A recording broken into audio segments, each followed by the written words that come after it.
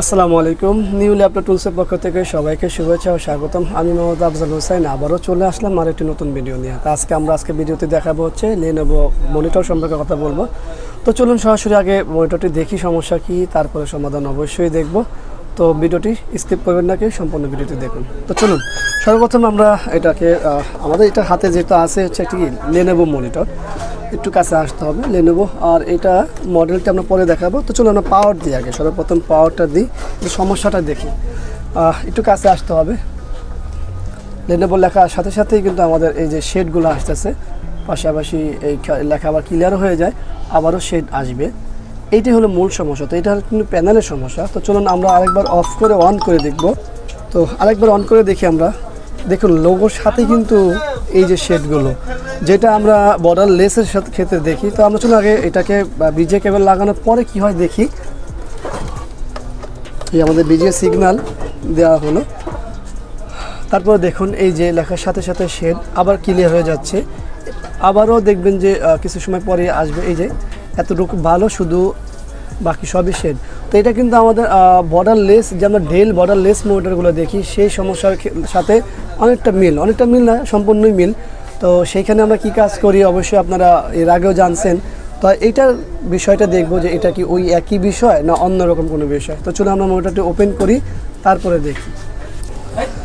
তো চলুন আমরা মনিটরটি খুলি।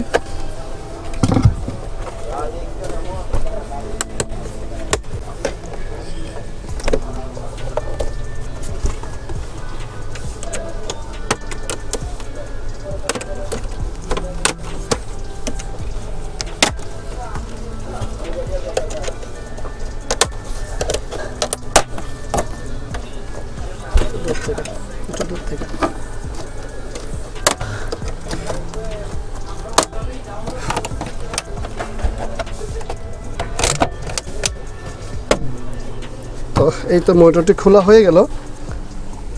তো আমরা মনিটর ইনফরমেশন দিতে হলে আমাদের এখানে চলে আসতে হবে। এই যে আমাদের এখানে দেখুন লেখা আছে LM19 এটা মূলত হলো প্যানেল সাইজ, এটা 19 প্যানেল। তো এটাকে অনেকে 20 ইঞ্চিও বলে বডি সহ। তো এই তো আমাদের মূল বিষয়, এখানে আমাদের প্যানেল। তো আমরা আগে এলবিএস কেবলটি খুলবো, তারপরে দেখব অন্যান্য বিষয়গুলো। তো চলুন আমরা এলবিএসটি খুলি আগে সর্বপ্রথম, তারপরে প্যানেলটিও পাতাটা ওপেন করি, কারণ আমাদের কোনো ফিজিক্যাল ড্যামেজ আছে কিনা দেখব। আমরা এটা এখন কাজের সাথে পুরোটা খুলে ফেলবো, তারপরে বাকিটা দেখব।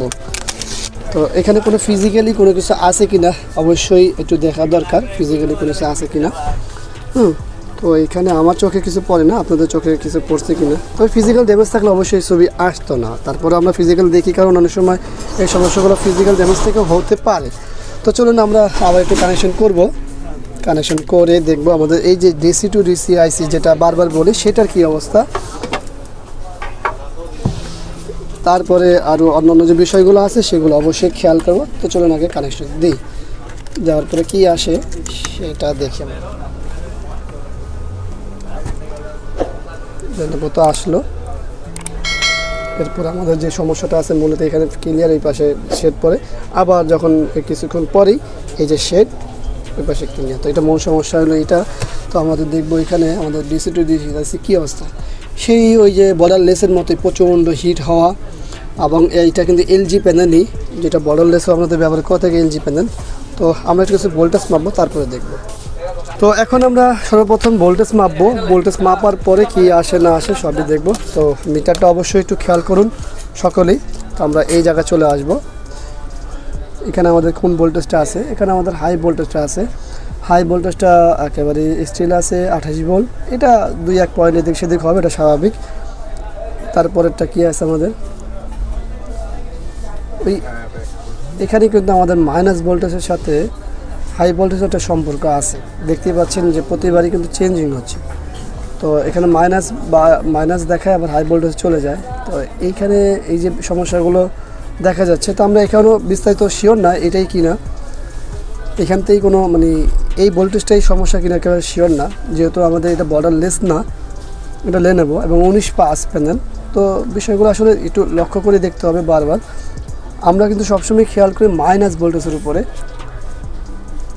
এই আমাদের মাইনাস ভোল্টেজ একেবারে স্টিল, এখানে যে পয়েন্ট এদিক সেদিক এটা স্বাভাবিক, কারণ শুধু এক পয়েন্টের ব্যাপারে কোনো ব্যাপার না, কিন্তু এই জায়গাটা আমরা পেলাম কি, এই জায়গাটা সরি এই জায়গাটা আমরা পেলাম যে 12 ভোল্টের জায়গা -12 ভোল্টের জায়গায় আমাদের হাই ভোল্টেজ প্রবেশ করতেছে এই জায়গাটায়।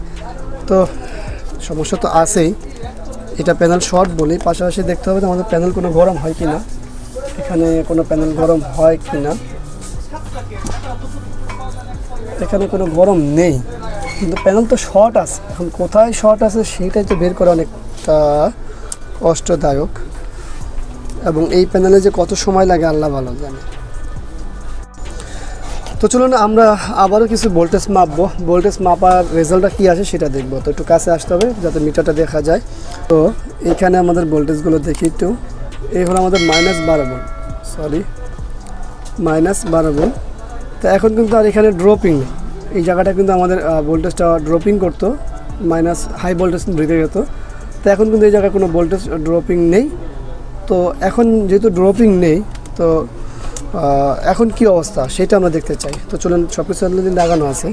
এই হলো আমাদের মনিটর, দেখুন একটু ভালো করে খেয়াল করে যে এখন কি এখানে কোনো আর ওই আগের মতো যেটাকে শেড বলতাম যে আসতো যেত, যেটা বর্ডারলেসের ক্ষেত্রে হতো বা এটার ক্ষেত্রে যেটা হলো সেটা কি এখন আর আছে কি না।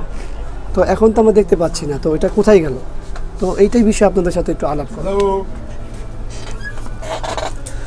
তো আপনারা দেখতেই পাচ্ছেন মোটরটি সম্পূর্ণ কমপ্লিট হলো, এখানে কোনো শেডই নাই আর কোনো সমস্যাই নেই, একেবারে 100% ওকে। তো আসলে আমরা এখানে কি করলাম, বিষয়টা এখানেই কিন্তু যে আসলে কাজ তো দেখালাম না, কেন দেখালাম না বা বিষয়টা কি দাঁড়ালো। আপনাদেরকে আমি বারবার বরাবরের মতোই বলি যে বর্ডারলেস যাতে যে কাজগুলো আছে মাইনাস ভোল্টেজের দিকে সেম টু সেম এটার ক্ষেত্রে এরকমই হয়েছে। বর্ডারলেসের যে সমস্যা সেটারও উপসর্গ একই ছিল এবং প্যানেলের যে কাজগুলো একই সমস্যা ছিল। তা আপনারা যদি মাইনাস ভোল্টেজের উপরে কাজ করেন তাহলে অবশ্যই আপনারা একটা ভালো রেজাল্ট পাবেন আমার মতো। তো আশা করব বিষয়টা একেবারেই বোঝার চেষ্টা করবেন যে সব কাজ শেয়ার করার মতো হয় না, কিছু কিছু কাজের ক্ষেত্রে অনেক সময় লাগে, অনেক ভিন্নতা আসে। তো এই জন্য এই কাজটিও দেখাতে পারলাম না। যে অবশ্যই এই ভিডিওর মাধ্যমে যাদের এই ধরনের সমস্যা তাদেরকে শুধুমাত্র একটা মেসেজ যে এই সমস্যাগুলো সমাধানযোগ্য। তো আশা করব এই ভিডিও থেকে যে ইনফরমেশন দেওয়ার চেষ্টা করেছি সেই ইনফরমেশনটি আপনাদের মাঝে পৌঁছে গেছে। তো ভিডিও যদি ভালো লাগে অবশ্যই একটা লাইক করবেন, কমেন্টস করবেন, শেয়ার করবেন, আর অবশ্যই এই চ্যানেলটি সাবস্ক্রাইব করে রাখবেন, পাশে থাকা বেল বাটনটি চাপ দিয়ে রাখবেন। আগামীতে আবারও চলে আসবো অন্য কোনো বিষয় নিয়ে। আজকের মতো এখানে বিদায়, আল্লাহ হাফেজ, আসসালামু আলাইকুম ওয়া রাহমাতুল্লাহি ওয়া বারাকাতুহু।